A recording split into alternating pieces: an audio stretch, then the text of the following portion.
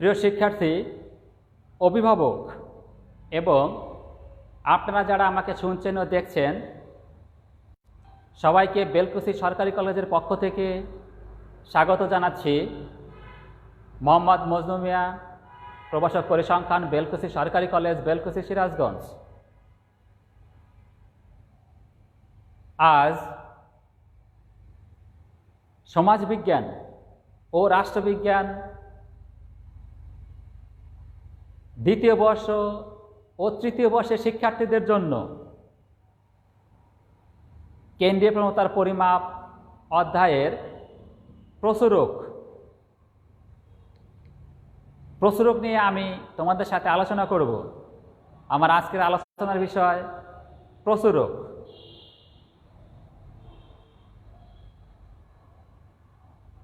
কোনো তথ্য সারি অথবা রাশিমালায় যে মানটি সবচেয়ে বেশিবার থাকে, কোনো তথ্য সারি অথবা রাশিমালায় যে মানটি সবচেয়ে বেশিবার থাকে তাকে বলা হয় কি ওই রাশিমালার প্রসূরক।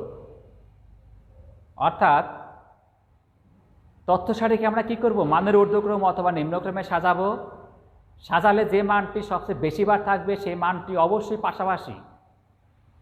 পাশাপাশি চলে আসবে। চলে আসার পরে ওই রাশিমালা, সাজানো রাশিমালা দেখলে আমরা বুঝতে পারবো কোন মানটা বেশিবার আছে। যে মানটা বেশিবার আছে ওই মানটাই হবে প্রসূরক। প্রসূরক ইংরেজি হলো মোড, MODE। মোডের এমও দ্বারা প্রসূরক প্রকাশ করা হয়। কি দ্বারা প্রকাশ করা হয় শিক্ষার্থীরা?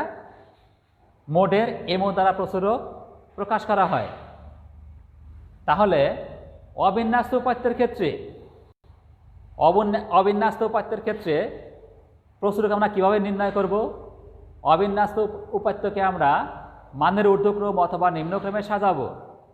সাজালে যে মানটা বেশিবার থাকবে সেই মানটা অবশ্যই পাশাপাশি চলে আসবে এবং যে মানটা সর্বাধিকবার থাকবে ওই মানটাই হবে ওই রাশিমালার প্রসূরক। তাহলে অবিন্যস্ত উপাত্তের ক্ষেত্রে প্রসূরক MO = যে মানটি বেশিবার থাকে। এখন কোন একটা রাশিমালায় অথবা তথ্য সারিতে একাধিক মান সমসংখ্যক বার থাকতে পারে। অর্থাৎ একাধিক মান 2টা 3টা সমান সংখ্যক বার আসতে পারে বা থাকতে পারে। সেক্ষেত্রে 2টা মান যদি সমসংখ্যক বার থাকে তাহলে প্রসূরক হবে কয়টা? 2টে। 3টা মান যদি সমসংখ্যক বার থাকে তখন প্রসূরক হবে কয়টা? 3টে। তাহলে আমরা এই আলোচনা থেকে বুঝতে পারি যে কোনো রাশিমালায় একাধিক প্রসূরক থাকতে পারে। ঠিক আছে শিক্ষার্থীরা? তাহলে আমরা খুব সহজে কি করতে পারবো? অবিন্যস্ত উপাত্তের ক্ষেত্রে প্রসূরক নির্ণয় করতে পারবো। এবার আমি দেখাবো বিন্যস্ত উপাত্ত থেকে কিভাবে আমরা প্রসূরক নির্ণয় করতে পারি। বিন্যস্ত উপাত্ত বা গণসংখ্যা সারণী থেকে আমরা কিভাবে প্রসূরক নির্ণয় করতে পারি। এখন বিন্যস্ত উপাত্ত থেকে বা গণসংখ্যা সারণীতে প্রসূরক নির্ণয় করতে হলে একটা গণসংখ্যা সারণী আমাকে নিতে হবে। তোমরা বোর্ডের দিকে খেয়াল করো, আমি একটা গণসংখ্যা সারণী নিয়েছি। এখানে শ্রেণী এবং গণসংখ্যা। দেখো, শ্রেণী আছে 10 থেকে 20, 20 থেকে 30, 30 থেকে 40, 40 থেকে 50, 50 থেকে 60, 60 থেকে 70, 70 থেকে 80 এবং গণসংখ্যা আছে 7, 10, 15, 18, 12, 8, 3। ঠিক আছে শিক্ষার্থীরা? এই যে গণসংখ্যা সারণী দেওয়া আছে, এটা কোন পদ্ধতির গণসংখ্যা সারণী? অন্তর্ভুক্ত না বহির্ভুক্ত? হ্যাঁ শিক্ষার্থীরা, এটা বহির্ভুক্ত পদ্ধতিতে গণসংখ্যা সারণী দেওয়া আছে। এখান থেকে আমরা কি করব? এখন প্রসূরক নির্ণয় করব। গণসংখ্যা সারণী অথবা বিন্যস্ত উপাত্তের ক্ষেত্রে প্রসূরক MO = L1 plus delta 1 divided by delta 1 plus delta 2 into C। গণসংখ্যা নিবেশন অথবা বিন্যস্ত উপাত্তের ক্ষেত্রে প্রসূরক MO = delta 1। প্রসূরক MO = L1 plus delta 1 divided by delta 1 plus delta 2 into C। যেখানে Elon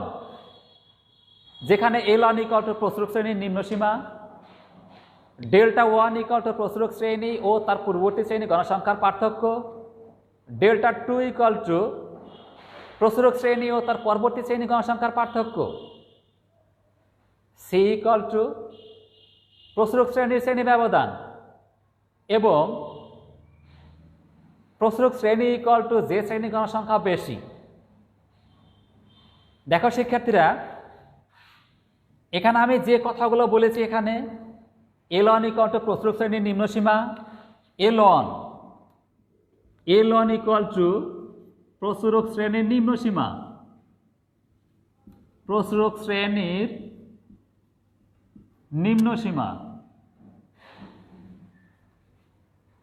delta one equal to প্রসরক শ্রেণী ও তার পূর্ববর্তী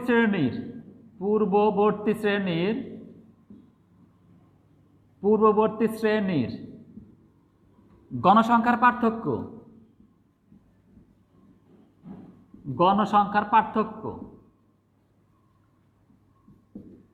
ডেল্টা টু ইকুয়াল টু প্রসরক শ্রেণী ও তার পরবর্তী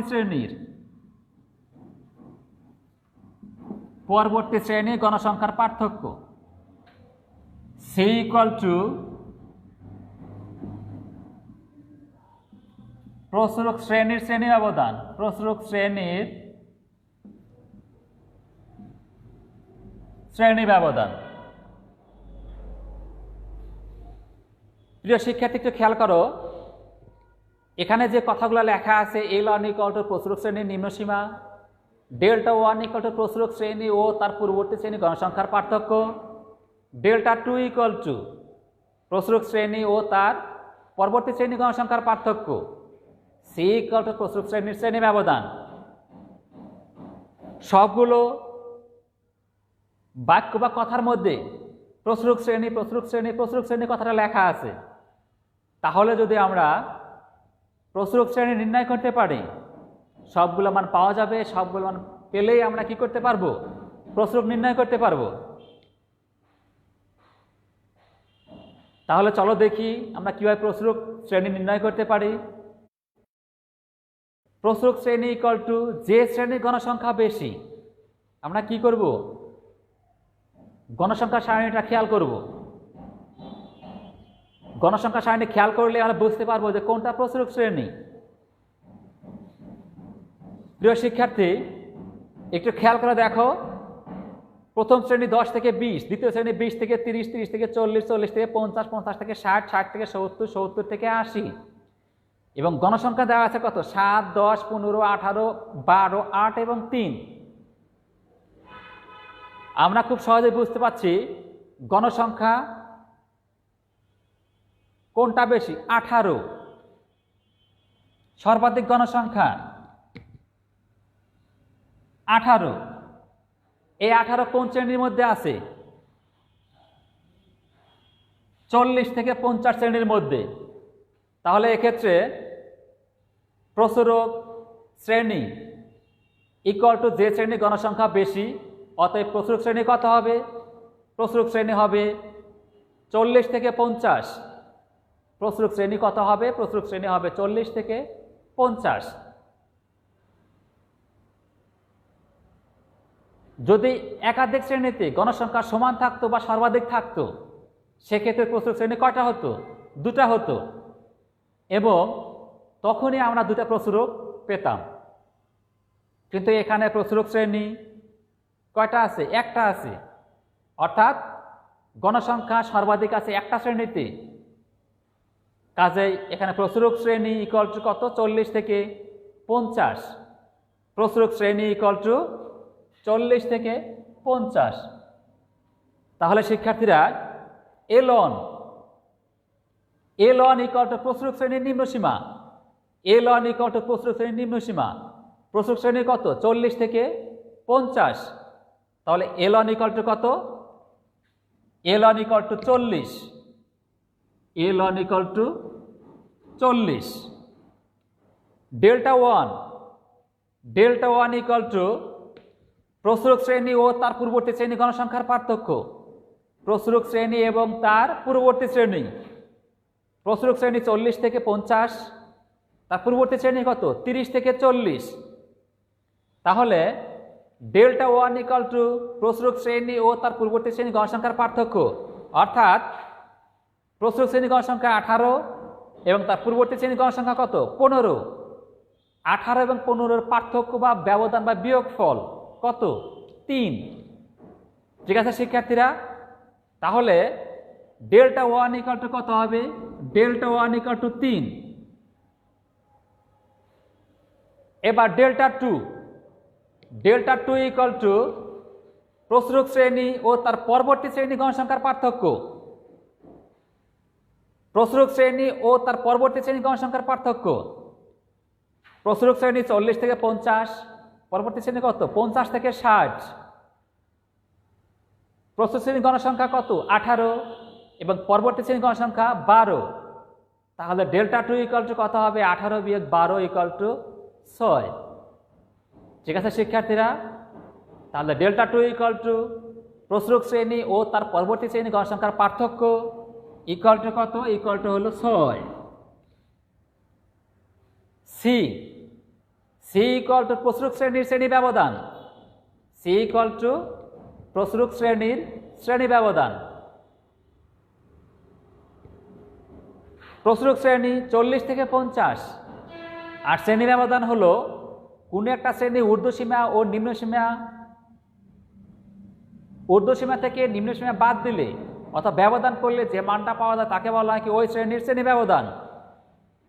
তাহলে দেখো প্রসরক শ্রেণীর শ্রেণী ব্যবধান কত হবে?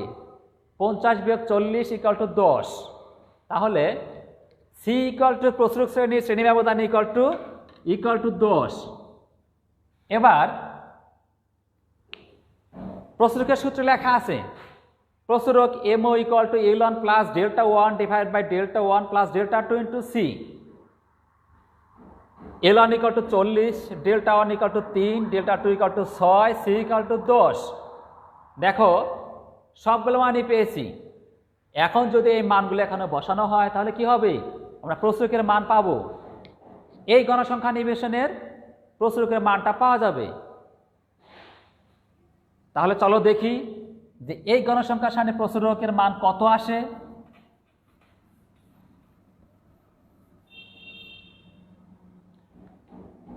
প্রসরক M O equal to L1 plus delta 1 divided by delta 1 plus delta 2 into C. L1 equal to 40 plus delta 1 equal to 3 ভাগ delta 1 equal to 3, delta 2 equal to 6 গুণন সি ইকুয়াল টু কত? 10 ইকুয়াল টু 40 3/9 গুণন 10 equal to 40 যোগ equal to 40 যোগ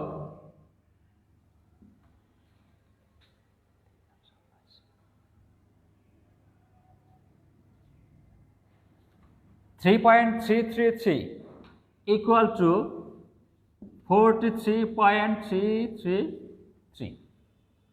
তাহলে দেখো এই যে রাশিমালা বা তথ্য সারণী বা গণসংখ্যা সারণী, এই গণসংখ্যা সারণীর প্রসরক এমও ইকুয়াল টু 43.333।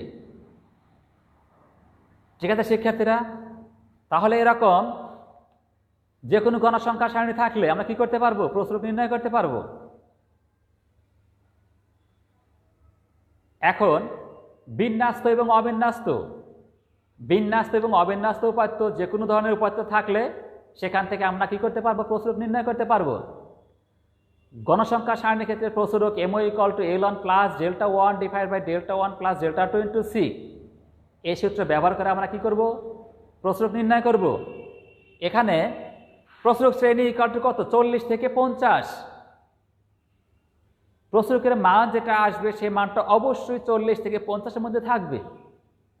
যদি 40 থেকে 50-এর মধ্যে থাকে তাহলে বুঝতে পারবো যে আমাদের প্রসরকের মানটা বের করা সঠিক হয়েছে। ঠিক আছে শিক্ষার্থীরা, তাহলে খেয়াল করো এখানে প্রচুরক এমও ইকুয়াল টু কত আসছে 43.333। তাহলে আপাত দৃষ্টিতে বুঝতে পাচ্ছি যে আমাদের প্রচুরক নির্ণয়টা সঠিক হয়েছে। ঠিক আছে শিক্ষার্থীরা, আমরা কি করতে পারবো? এভাবে গণসংখ্যা সারণী বা গণসংখ্যা নিবেশনের প্রচুরক আমরা নির্ণয় করতে পারবো। তাহলে আজকে আমরা শিখলাম প্রচুরক কি, প্রচুরক নির্ণয় সূত্রের ব্যাখ্যা এবং যে কোনো উপাত্ত বিন্যস্ত এবং অবিন্যস্ত উপাত্ত থেকে কীভাবে প্রচুরক নির্ণয় করতে হয় সেটা আমরা দেখলাম। এখান থেকে ব্রিফ কোশ্চেন, শর্ট কোশ্চেন এবং কি হতে পারে ব্রড কোশ্চেনে অঙ্ক থাকতে পারে।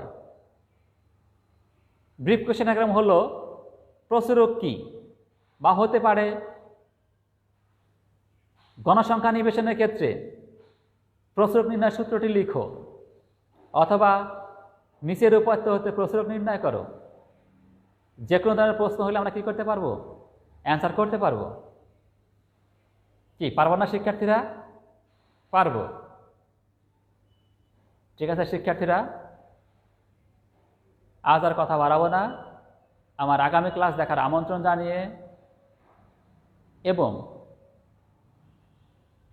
সবাই স্বাস্থ্যবিধি মেনে সামাজিক দূরত্ব বজায় রেখে ঘরে অবস্থান করো, সুস্থ থাকো, এই কামনা করে আজকের ক্লাস আমি এখানে শেষ করছি। আল্লাহ হাফেজ।